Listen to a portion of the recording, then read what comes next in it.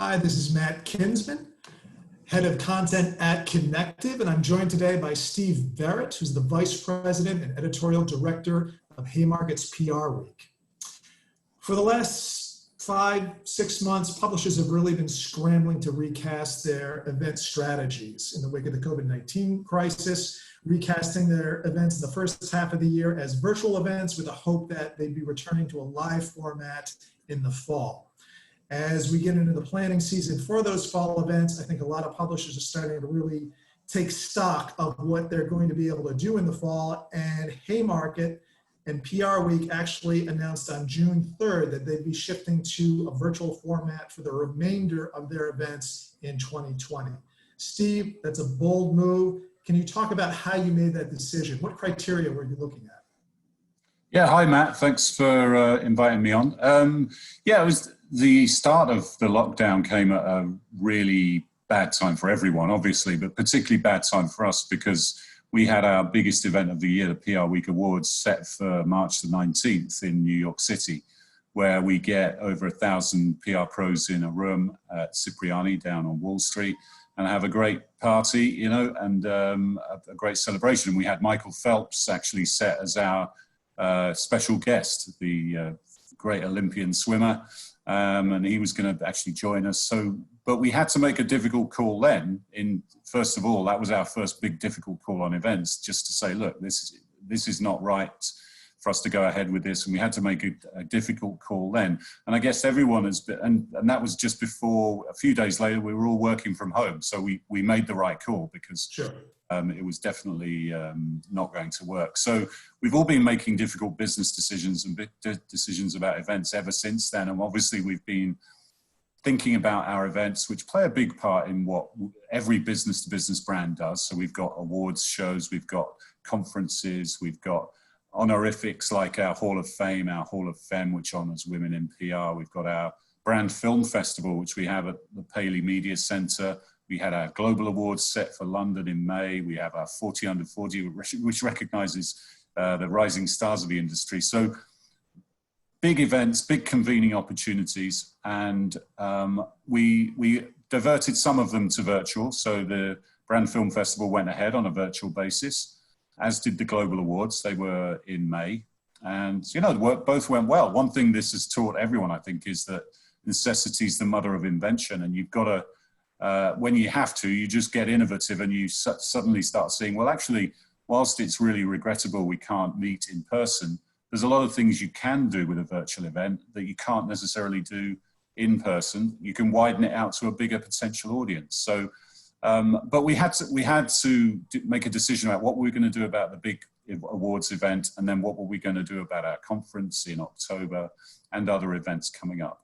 And at the end of the day, having sort of taken all the guidance into account and thought about safety, which is the most important thing, both for our guests, but our people, and thinking about whether there's really an appetite to get together, going to be an appetite to get together in big groups, and also travel, which is an important thing on business. And we just decided that for the clarity, for safety, and just so that everyone can plan for the rest of the year, we decided to call it and go virtual for the rest of the year. So that was the sort of some of the thinking behind it, and it's gone down. I think everybody understands. Right. You know, they know they're facing it in their own businesses. A lot of the businesses we cover do a lot of events, right? So it's a big part of PR, experiential marketing, etc., supporting conferences and so on. So everyone's having to make the big decisions. There's a lot of things involved with it, but that's how we got to it. Sure. Steve, one thing I think a lot of publishers struggled with in the first half of the year is how do you really communicate this shift from a live format to a virtual format? I read your note announcing the change, and we're linking to that below, but can you talk a little bit more about how you really communicated this shift in strategy to both attendees, potential attendees, and also your sponsors? Yeah, well, we've got a central events department like most business publishers. We've got our sales teams, which are in touch with all the sponsors and the other commercial supporters. We've got our journalists and our circulation employee engagement team, audience engagement teams that are in constant touch with our readers, our users. You know, we've been covering this as well. That's one of the interesting positions we're in, that we're kind of covering what we're facing ourselves. So we've been getting loads of feedback. We did a survey as well, a COVID-19 survey to test the temperature of the industry on a lot of issues, but we inserted a question in there about, you know, how comfortable would you feel attending an awards ceremony? And it was pretty obvious from those results that really there wouldn't be any comfort by the end of the year. We still don't really know. We're speaking, I think, the day after New York has opened up in phase 1. Nobody really knows what's going to happen, right? Are we going to have a second wave, a third wave? And what's the situation going to be? So I think it's talking to your key stakeholders and communicating with them, and they understand because they want to celebrate, but also we've done some great virtual events, right? We can maybe talk about some of those. We've actually absolutely. I know. I thought it was interesting you mentioned that one of the advantages of virtual events is potentially this can reach a wider audience. I know you've done some virtual events to this point, including some from your Convene series, as well as I believe your Film Awards show. Can you describe those events? Give us some highlights from those events as well. Talk a little bit about the attendance for those events compared to the live components. Yeah, so we've got different scale of events. So right from our big global awards, which was held in London, is normally held in London in May. With that one, we actually made it a 3-day event where we split the show into 3 parts and we optimized each day for each part of the world. So one day was optimized for Europe, one was for Asia, and one was for the US. And that was great, right? We really were able to do it in the right time zone, but also we were able to reach a much bigger audience. So that's one way of doing it. The film festival, because of the nature of that content, actually it was great. You know, we were showing films. We were, with both of those, we were getting lots of contributions from the jury members. So talking about the content and making an engaging and interactive show out of it. One of the things, obviously, at a physical event, nobody really wants to sit there and watch loads of content, right? You know, they're there to have a nice dinner, to network, to have a few drinks and celebrate. And obviously we encourage that in a virtual environment, but actually in the virtual environment, there's more opportunity to focus on the case studies, on the winning entries, on the individuals and the teams. So that was how we did it. We really sort of pivoted to the content for the big events. Then we've been doing some smaller PRWeek Convene events, which we usually run over a lunchtime, Eastern time, a couple of hours, where we'll do like 3 or 4 sessions, 30, 40-minute discussions on particular topics. We had one on COVID-19 and communicating in a coronavirus era. We've got 3,500 people registered, okay? So normally an event like that would probably get 80, 90 people in a room physically. And then we would do some content after that and get to a bigger audience that way. But in this way, people can actually engage with it, ask questions.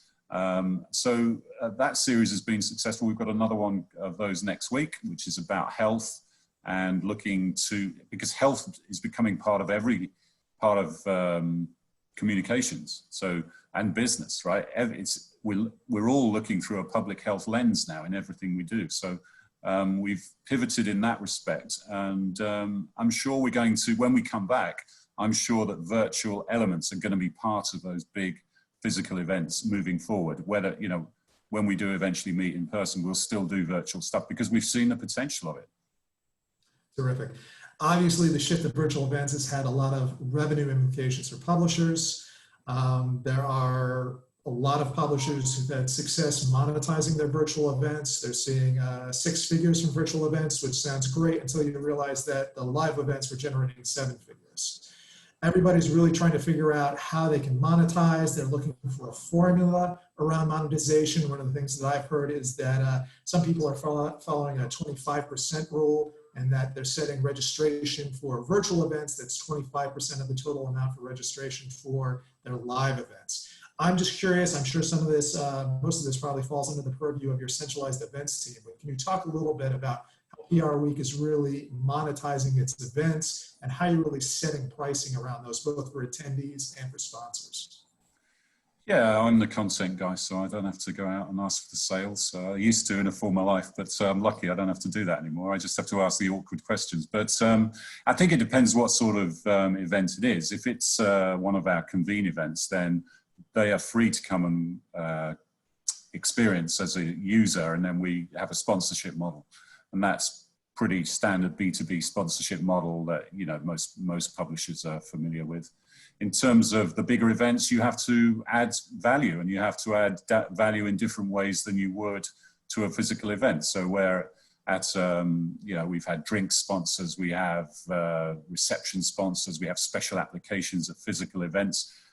I think we're all learning. There's no playbook for this, really. One of the big challenges, I must say, is the fact that there aren't that many virtual event platforms. And obviously, the ones that are there, they're absolutely inundated with inquiries from people. So one, it's difficult to even get a slot with some of these platforms. Two, they've ramped up their prices, not surprisingly.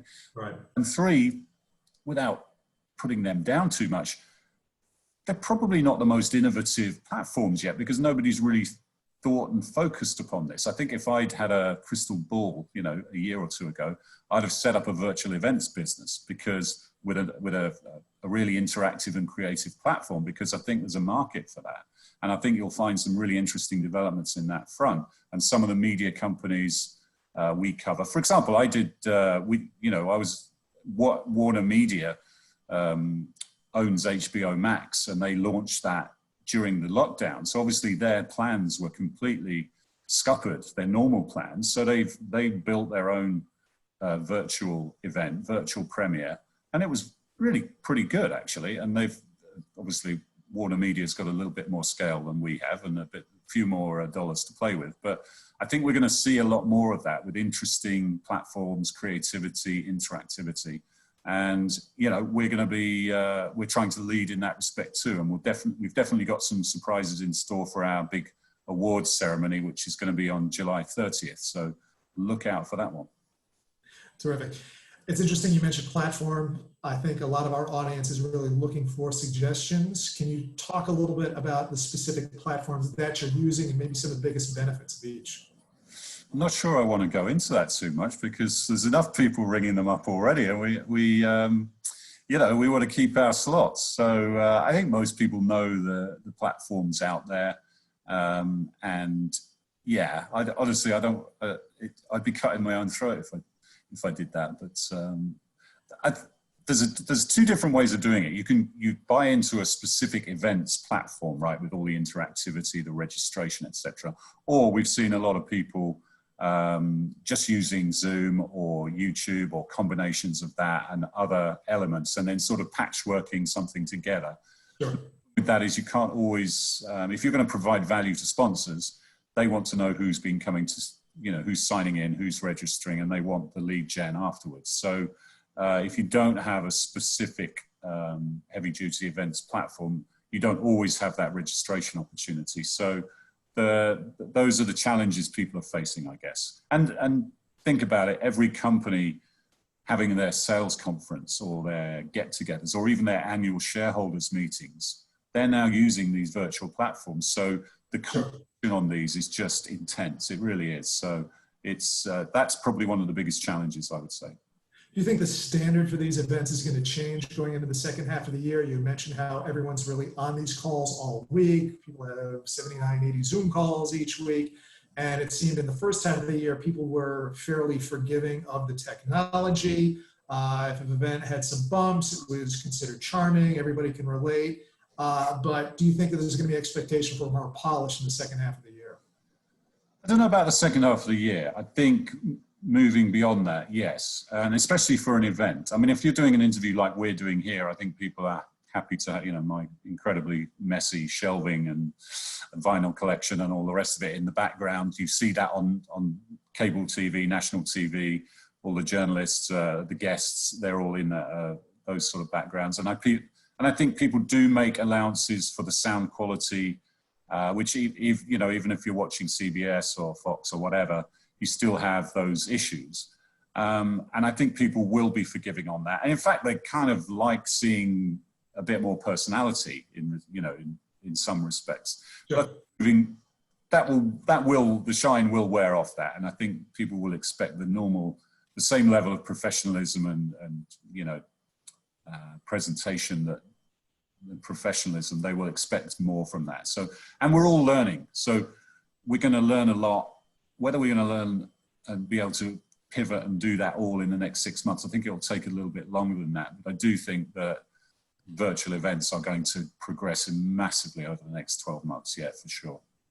Steve, can you leave us with any tips, lessons that you've learned over the course of doing this in the first half of the year and as you're starting to ramp up for the second half of the year? Are there particular components of your events that have been have really resonated with your audience? I know you've got some surprises coming up for your event on the 30th.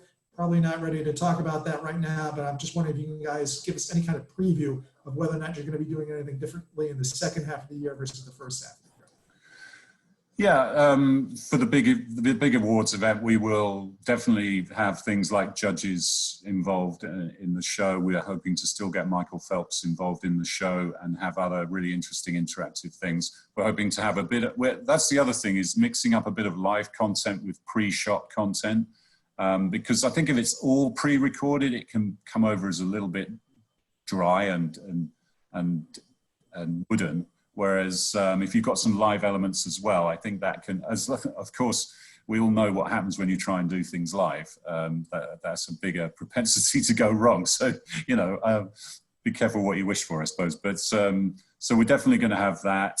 For the conference, that's a 2-day conference called on Time for Action. It's all about purpose. And we have a purpose awards added to that. So we'll be, you can actually get some, one of the problems with getting great speakers is getting them to your physical venue, okay, in Chicago. So actually, it's going to be able to open up to us speakers that maybe wouldn't have traveled, but now we can get them, right? So that I'm trying to look on the bright side here. And clearly we've all been, every media company has been challenged from a revenue point of view through this. And because the businesses we're covering, there's 40 million extra people unemployed than there were 3 months ago, right? So we're in recession. So, let's be realistic about this. We're trying to do the best we can in difficult circumstances. I think in terms of lessons learned, sometimes you've got to make some difficult decisions, and you've just got to, like, I think I put on the head of this piece was, it's time to call it. We need to call it, we need to move on, we need to plan, and we need to just get on with it. And we took wise counsel from all our stakeholders, and then we called it, and we're going to move forward, okay? We've kept a couple of options open with events in December where we haven't, finally decided there, but for the others, we called it. So we had to call it on the original awards show, and that psychologically was an awful thing to do, but eventually we had to do the right thing, and we did. And looking back, it was the right thing to do. So you've got to be bold in business, haven't you? You've got to be bold in media, and you've got to try new things. I think the only other thing I would say, editorially, we've added a lot of new virtual elements to our weekly content. So Lockdown Life is some great profiles of people in their working situations from home. These fun videos we do where we get kids to say what they think their parents do for a living. We've had people who've had the virus and how was that experience in the industry. We had one on Friday where, which was another piece. This wasn't a video, but it was like 2 people working from home who are competing, right? They're at competing PR firms. So we've tried to, there's been a lot of bad news this summer, and we've tried to balance that out with some other more fun, engaging things. We launched Coffee Break, which is just 15-minute video interviews, just like this, really. So we've again, I think that phrase, necessity is the mother of invention, is a really good one that we've just, and editorial teams and B2B execs, we know we've been doing this for 10, 15 years. We've had to be scrappy. We've had to pivot. We've had to work through challenges, through the financial crisis. I sometimes think that consumer media is only just now catching up to us. So we're battle worn, we're battle weary, but we've still got a lot of energy, and we're still full of great ideas. And I think there's some brilliant content being produced, in the B2B environment. Actually, one last thing I wanted to mention. We actually launched across Haymarket Media, which is our holding company. We've got about 40 brands across the world. So we launched a coronavirus briefing where we took content from all of our brands and put it out as an email newsletter. Whereas most B2B is normally about going deep into a vertical. This was kind of taking a horizontal slice across one topic and presenting it out. And that was really interesting. And actually I could see that happening on other issues as well, you know, like the future of work or diversity. That was an interesting thing for a B2B publisher to do too. Terrific. Well, Steve, those are excellent suggestions. We look forward to seeing what else you guys are doing in the second half of the year. I appreciate you making the time today, and good luck to you and good luck to your staff. Thank you, Matt. Appreciate it. And good luck to everyone out there in B2B media land as well.